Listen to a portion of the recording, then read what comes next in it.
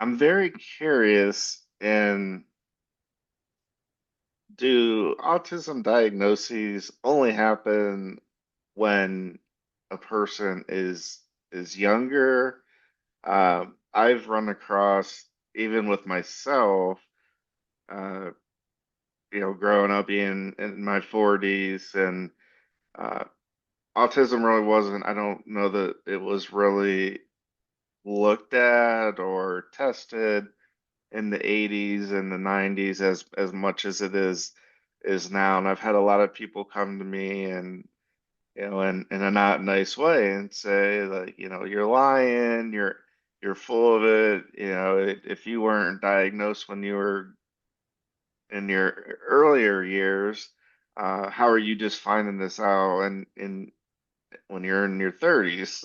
Yeah, can Right. you speak maybe a little bit like your knowledge of that, if if there is any research or anything about that? So, just to say, it can be possible to not have been diagnosed as a young child with autism and to be diagnosed later in life.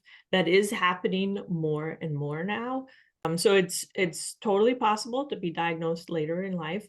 Back in the 80s, there wasn't consistent screening for autism, right? Because the numbers were so rare. Whereas now kids are routinely being screened for that. So in the well child visits, that is something that a pediatrician is looking for so that it can be flagged. An autism diagnosis can be made as early as 18 months. We'll say there's a new piece of research that was just published last year that looked at the genetics of someone who was diagnosed with autism when they were a child and someone that's diagnosed with autism later in life.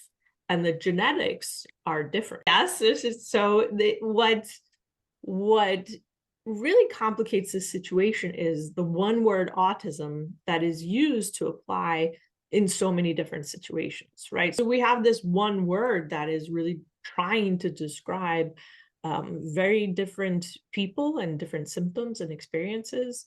So for someone to say that just because you were diagnosed in your 30s, it's not truly autism, that's not correct for them to say. It's not factual.